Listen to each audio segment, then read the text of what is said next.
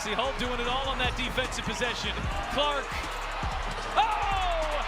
From another stratosphere! There is a heavy, almost eerie silence hanging over the mainstream sports media landscape this morning. The same analysts who spent the entire week defending head coach Stephanie White, the same beat reporters who worked overtime to downplay and question the legitimacy of the earlier injury reports, and the same WNBA decision makers who conveniently looked the other way during the growing controversy are now all staring at one thing in disbelief: the box score from Friday night. Because what happened on that court didn't just deliver a win for the Indiana Fever, it completely tore apart the narrative that had been carefully built over the past several days. When you try to manage a public storyline around a generational talent, you had better be certain that same player doesn't step back onto the floor 2 days later and dismantle every single talking point on national television. Welcome back. This is WNBA Pro, and today we're breaking the entire situation wide open with what might be the most explosive, validating, and revealing box score breakdown of the 2026 season so far. We're combining the emotional fire of a fan base that felt misled just days ago with the cold, undeniable reality of Indiana's 90-82 win over the previously undefeated Golden State Valkyries. And if anyone thought things inside the Fever organization were calming down after one win, they're seriously mistaken. We're diving into Caitlin Clark's 22-point statement performance, addressing the shocking turnaround surrounding her reported back issue, highlighting the sheer dominance of Aliyah Boston in the paint, and examining the questionable coaching decisions by Stephanie White that are now under an even brighter spotlight. Now let's set the stage and take a closer look at what many are calling one of the most dramatic reversals and most talked about performances of the entire season. Nobody says, now I do gotta say all of this is alleged,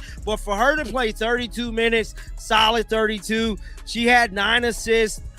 She could still possibly pick up this 10th assist with 41 seconds left and get another double-double. She was 7 of 15 for the field so far. She was 4 of 5 on. Just 48 hours earlier, the message coming from general manager Amber Cox and head coach Stephanie White was crystal clear. Caitlin Clark supposedly wasn't physically able to take the court. She was unexpectedly ruled out just an hour before tip-off. Stephanie White then addressed the situation publicly, pointing to severe back stiffness, stressing that the medical staff needed to proceed with extreme caution and allow the issue time to settle. It was framed as a serious, limiting injury, one that was used to justify leaving fans who had paid for tickets without the player they came to see. Then came Friday night under the national spotlight against the previously undefeated Golden State Valkyries, and suddenly the story changed. The same unplayable back issue that had sidelined her just days earlier appeared to vanish. Caitlin Clark didn't just return to the court, she logged 32 high-intensity minutes against one of the league's most disciplined defensive teams. Not only did she play more minutes than anyone else on the roster, she controlled the entire offensive flow. She finished with 22 points and 9 assists, shot 46% from the field, hit 4 of 9 from deep, and posted a +7 while on the floor. She looked sharp, confident, fully in command, and arguably more dangerous than at any point in the season, and that's where the contradiction becomes impossible to ignore. You don't go from being so physically compromised that you can't even suit up, to running elite, high-usage, full-court basketball for 32 minutes against a top-tier opponent in less than 48 hours. From a pure physical standpoint, it doesn't add up. Something about that timeline simply doesn't align. Dart passes, bro. So, no, it was Janelle Sloan and Caitlin Clark. Referees had to step in. Look at Caitlin, guys. Showing how tough she is. Hitting logo threes as well. Getting inside. Just Caitlin is so damn good, bro.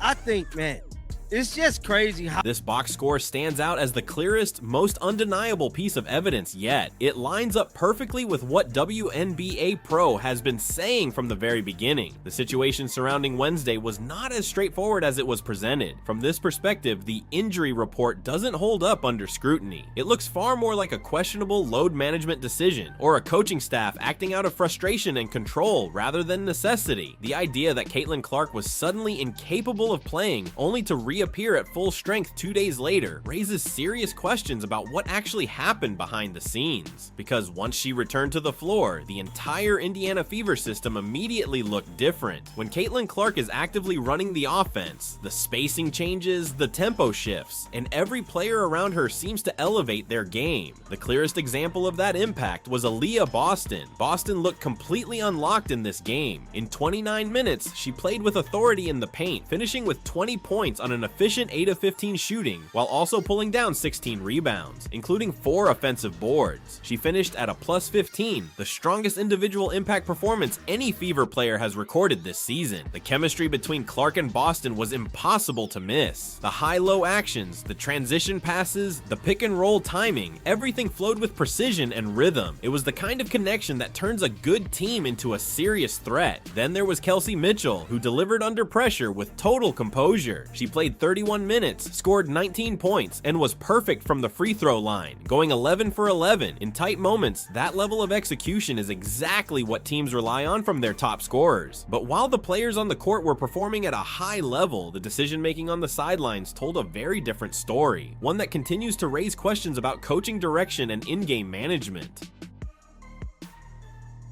They call a timeout. I don't know what happened. I got to see what happened, guys. So I'm streaming the game right here on my phone. Why would the Fever call a timeout?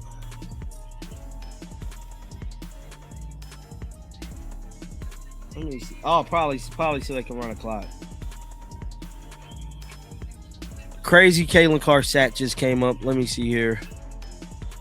We need to address what can only be described as the most baffling and frankly frustrating rotation decisions from Stephanie White in this game. Just a day earlier, the Indiana Fever front office finally responded to pressure from analysts and roster concerns. They waived Chitara Walker-Kimbrough and brought in Grace Van Slooten, a 6'3" forward with clear upside, length, athleticism, transition ability, and defensive energy. On paper, it was exactly the kind of addition this roster had been missing, a straightforward, logical move to strengthen rebounding and give Caitlin Clark a more dynamic running partner in transition. But when the moment arrived in a high-stakes matchup against an undefeated opponent, that new piece barely saw the floor. Stephanie White played Grace Van Slooten for just 1 minute and 44 seconds. That's it. And that number tells the entire story, because at that point, it stops looking like standard rotation management and starts looking like something far more personal. The decision to completely sideline a newly added athletic forward, one who was specifically brought in to address glaring roster weaknesses, raises serious questions about intent. Instead of leaning into size, speed, and defensive versatility, Indiana went small, burned out its guards, and leaned into a system that put them under constant physical strain against a top-tier opponent.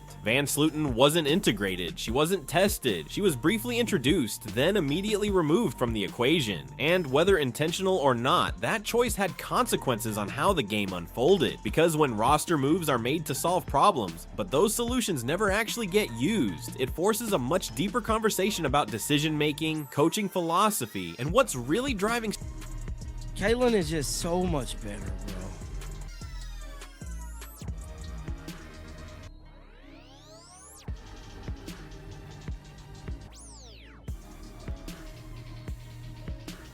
bro. The announcer just said, Caitlin, listen. They just said Caitlin Clark is an instant MVP candidate. Start at the very bottom of the official box score. There it is. Days Dantas, DNP, coach's decision. Now rewind just 1 week. This is the same Stephanie White who stood at a press conference podium and openly talked about using Dantas as a key structural piece in her half-court offense. The same coach who framed her as a high-post connector and even pointed to her role as a reason for shifting usage away from Caitlin Clark in certain sets. That comment didn't just go unnoticed, it ignited a full wave of backlash from the fan base. Fast forward to this matchup against one of the league's strongest teams, and that supposed offensive hub doesn't see a single second on the floor. Not one. A completely healthy DNP in a game where she was previously described as essential to the system, and that's where the contradiction becomes impossible to ignore, because either that entire press conference plan was never real to begin with, or it was abandoned the moment real competition arrived. arrived. In both cases, it reflects poorly on the credibility of what was said publicly. It raises a simple but uncomfortable question. Was Dantas ever truly part of the offensive blueprint, or was she used rhetorically to justify reducing Caitlin Clark's control of the offense? While that storyline raises eyebrows, the game itself still presents real, measurable concerns that can't be dismissed. Caitlin Clark finished with 6 turnovers. That marks the 5th straight game where she has recorded 4 or more. Some of those came from aggressive playmaking under pressure. Others were forced by strong defensive reads from Golden State, but the overall trend is clear enough to note. The turnover volume is rising and needs attention. Elsewhere, while Kelsey Mitchell remained flawless at the free throw line, the team as a whole left points on the table. Indiana shot just under 76% from the stripe and missed 7 total free throws in a tightly contested game. Lexi Hall in particular went 1 for 4 from the line, an issue that becomes magnified in close matchups where every possession matters. In a game decided by margins, leaving that many points unconverted becomes a critical detail that can't be overlooked. Bro. So she's still at 16 rebounds with 24 seconds left in this one. Caitlin Clark don't look like she's going to get a double-double, but you never know. You just never know. But they out fouling, so I doubt she get it. 22, 9 and 2. 22, 9 and 2. Solid numbers, bro. Caitlin Clark been averaging 20 points a game, guys. She's been easy. The Indiana Fever came away with a 90-82 win and handed the Golden State Valkyries their first loss of the season. On paper, that's a statement victory. A 4-2 record, with both of their losses coming in overtime by a single possession, paints the picture of a team that's right on the edge of something much bigger. But box scores don't tell the full psychological story, because when you look closer at what's unfolding around this team, this doesn't feel like a simple early season success. It feels volatile. Caitlin Clark is carrying a heavy load on the floor, logging 32 minutes a night, while the organization around her continues to generate controversy off it. From front office decisions that spark backlash to coaching choices that raise constant questions about roster usage and fit, the environment surrounding her remains under a microscope. And now, after a 22-point performance, the timing of everything only intensifies the scrutiny. The franchise finds itself hoping that what happened on the court will quiet what happened off it just days earlier, especially the confusion and criticism tied to the earlier injury situation. But in today's media landscape, nothing disappears that easily. Fans don't forget timelines. They don't ignore inconsistencies. And every decision, whether it's rotation choices, injury reporting, or roster experimentation, gets re-examined in real time. At the center of it all is a 24-year-old point guard shouldering an enormous responsibility, keeping a team afloat while everything around her is constantly being debated, dissected, and questioned. This is WNBA Pro. If you're following this story, stay tuned, because the conversation around this team is far from over, and every game is adding another layer to an already complicated situation. Drop your thoughts below. What do you make of this performance in the context of everything happening around the Fever? And make sure to stay locked in for what comes next, because this season is already shaping up to be anything but predictable.